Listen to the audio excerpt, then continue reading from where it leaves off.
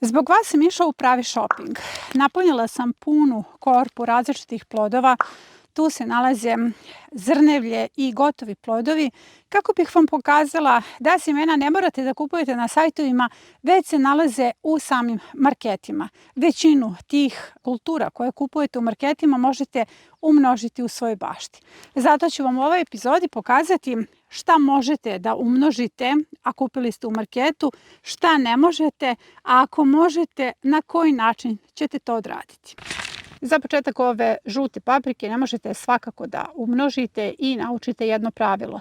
Sve paprike, da bi imale zrelo seme za dalju reprodukciju, pre svega moraju da pocrvene, osim čokoladnih paprika, pa čak i crne paprike moraju da pocrvene i tada imaju reproduktivno seme. Dakle, ovo sam uzalud kupila, ali naučit ćete nešto, ovo ne možete da umnožite dalje. A sada smo došli do crvenih paprika. Dakle, one su pocrvenele i na osnovu tog prvog pravila njihovo seme bi moralo da bude reproduktivno. Zašto? To nije tako. Ova je paprika koju sam prošle godine kupila u marketu, pokušala da umnožim njeno seme, nije dala iste plodove, što mi je ukazalo da je hibrid F1, dakle F1 generacija koja neće dati iste plodove u narednoj generaciji. Kod nekih kultura to nije fatalno, ali kod paprika je zaista fatalno. Nisam dobila čak ni rodnost, a ni blizu ovakve plodove. Dakle, ne možete svaku papriku iz marketa da umnožite, ovu svakako ne. Ovo ovako lepa crvena paprika, jedna vrsta babure, mami zar ne? I svi bi hteli da dobije ovako lepe i krupne plodove, ali zapravo i ovo je hibrid F1. Ne možete da umnožite ovo seme, možete samo da je pojedete, ali s obzirom da nije iz biološkog uzgoja, ne savjetujem čak ni da je jedete. Zato ćemo i ovo da vratimo u korpu. Ostaju nam samo ove dve paprike i sada imate dobru vest, odnosno imam dobru vest za vas. Ove paprike možete umnožiti, jako je rodna sorta, dobit ćete iste plodove, mesnati su, zaista ukusni, blago ljuti plodovi i zapravo ono što je dobra vest za sve vas. Sve čilije koje kupite u marketu možete uzgojiti, većina njih uopšte nije F1 generacija. Dakle, ovo dalje ide na umnožavanje. Sada je najčešće pitanje na platformi upravo krompir. Gde da kupite krompir, kako da ga dalje umnožite i onda vam dajem savjet da pogledate na pijaci ili u marketu, jer taj krompir se zaista može umnožavati, ali tu postoji jedno veliko ali. Bilo bi bolje da kupite krompir na pijaci i da proverite da li ima ovakve klice, dakle često u marketima praše krompir zbog klijanja, jer to zaista kada krompir proklija u skladištu, to se dalje ne može prodavati. Prema tome, ovaj koji ima klice nije oprašen, dakle on će svakako klijati, ali da li je meni garant da ću dobiti istu količinu plodova ili da ću dobiti jako rodan krompir ako ga kupim u marketu? To nije garantovano zato što se dešava da se u marketima nalaze pre svega hibridi koji su u drugoj generaciji ne mogu umnožiti.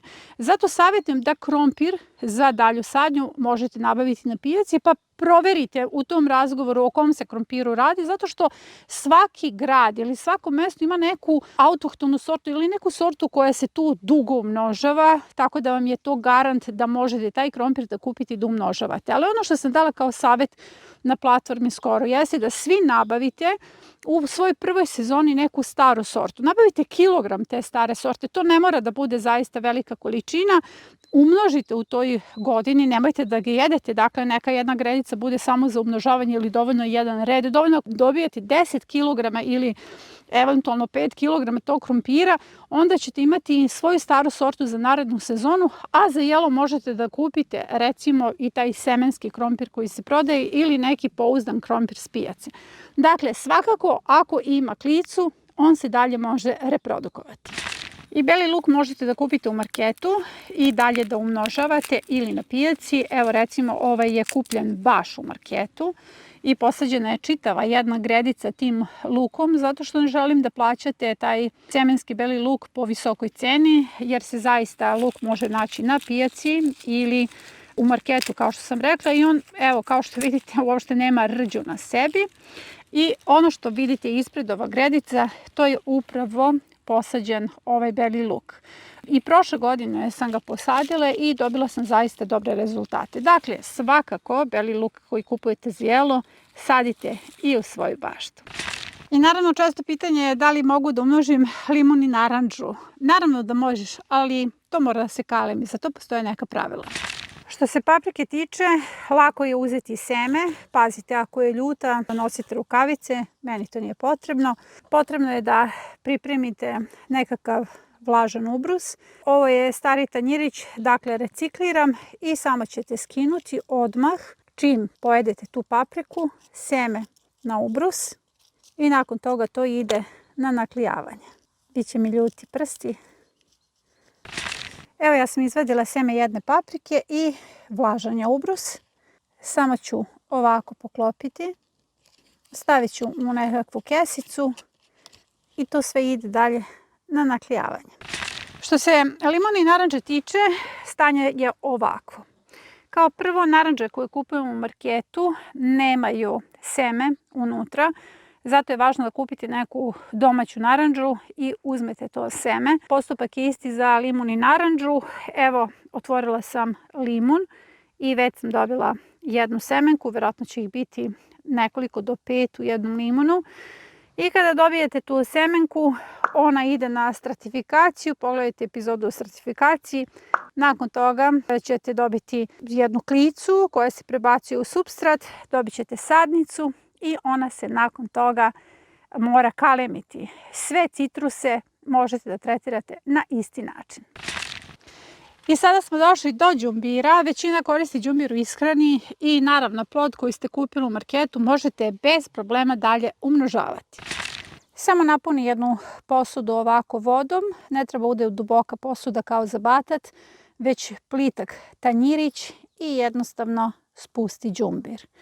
Potrudi se da uvek bude dovoljno vode i onda kada se pojave prve klice, ovaj đumbir se deli na komade i ubacuje u saksije, ali vidite, evo on već ima svoju prvu klicu. Pogledajte, to je već klica. Tako da se odmah može i saditi. Uglavnom ono što je ključno za đumbir, ne može na kontinentu da se uzgaja u bašti, već je potrebno da ga uzgajate u saksijama. Dakle, njegova vegetacija je jako duga i kao sobna biljka. Tako ga uzgajate. I sada smo došli do paradajza. Iznenadit ćete se da većinu paradajza koji kupujete u marketu zapravo možete dalje reprodukovati. Bez obzira što su u pitanju F1 hibridi, ne menjaju puno svoje karakteristike i to je i za mene bio fenomen. Uzgojila sam nekih 10-ak različitih plodova iz marketa unazad 2 godine i samo se neznatno promenile karakteristike plodova. To nisam povezivala sa nasleđem, odnosno sa F1 generacijom, već pre svega sa tretmanom tih biljaka, jer biljke koje su rasle u plastenicima, odnosno ovi naduvani plodovi, puni su minerala i veštačkih uslova za život i na taj način su ovako i naduvani. Zapravo, iz svih tih plodova dobila sam vrhunske sadnice koje su dobro plodonosile i plodovi su bili sočni, ukusni. Zapravo, izdvojila sam sasvim nove sorte. Paradajz iz marketa možeš ovako da izrežeš na šnjite i samo jednostavno da ubaciš u zemlju i dobiješ puno sadnica. I to će biti dovoljna i hrana za same klice, jer plod koji daje biljka, daje ga zbog svog semenja i to je početna hrana za svaku klicu. Čija semenke koje tako obilno koristite u ishrani možete bez problema uzgojiti iz marketa. 100% klijavost. Ali šta je zanimljivo sa čija semenkama? Vi ćete dobiti fantastične biljke, 100% klijavost. Biljke će procvetati, ali nećete dobiti semenke. U pitanju je biljka duge vegetacije, jednako kao đumbir. Prema tome dobit ćete fitoremedijatore koji ukrašavaju vašu baštu, ali svakako nećete dobiti semenke. I sada smo došli do zrnevlja. Sve vrste sočiva možete da kupite u marketu i bez problema da uzgojite. Njihova klijavost je gotovo 100%. Testirala sam godinama. Zatim, kada je u pitanju soja, kupujete u prodavnici zdrave hrane, trebalo bi da ima oznaku da je GMO free, za razliku od sočiva koje možete kupiti u običnom marketu. Soju kupujete u prodavnici zdrave hrane i ostaje nam slanutak koji možete kupiti u bilo kom marketu jer je i njegova klijavost 100%. Dakle, sve ono što jedete zapravo bez problema možete umnožiti jer je najčešće pitanje gde da kupim seme za edamame, dakle edamame soja. Ja sam uzgojila edamame iz soje, upravo ove soje iz prodavnice zdrave hrane. Ne morate kupujete posebno seme za edamame soju, sve su mu to neke vrste trikova. Uzgojila sam fantastične plodove upravo iz svega ovoga što vidite na ovoj taci. I sada smo došli do vrlo važne teme. Seme golice koji kupujete u marketima, u pitanju je sirovo seme za grickanje ili za bilo kakvu pripremu. Iz njega možete uzgojiti golice. Ne morate tikve golice, odnosno seme tikve golice kupujete na nekakvim sajtovima, već je dovoljno samo da kupite seme u marketu i stavite na naklijavanje. Ja sada stavljam veću količinu semena, ali možete recimo da odradite odmah test klijavosti. Klijavost je do 60%. Dakle, uvek od ovog semena možete dobiti nove tikve golice. Jednaka je situacija i sa sirovim suncokretom. Od njega možete bez problema uzgojiti nove sadnice. Samo je potrebno da ga stavite na naklijavanje. Upravo onaj sirovi suncokret koji jedete. Dakle, semena ne moraju da budu skupa jer seme golice je jako skupo kada kupujete na sajtovima. Nalazi vam se upravo na policama marketa, da ne kažem ispred nosa. U ovoj epizodi stavila sam na naklijavanje suncokret, golicu i seme paprike, odnosno čilija. I samo ću ovako da ih poklopim jedno preko druge i sve ću staviti u jednu kesu i ide na naklijavanje. Dakle, ne morate odvojeno da poređate tanjire, to je sve vrlo lagano.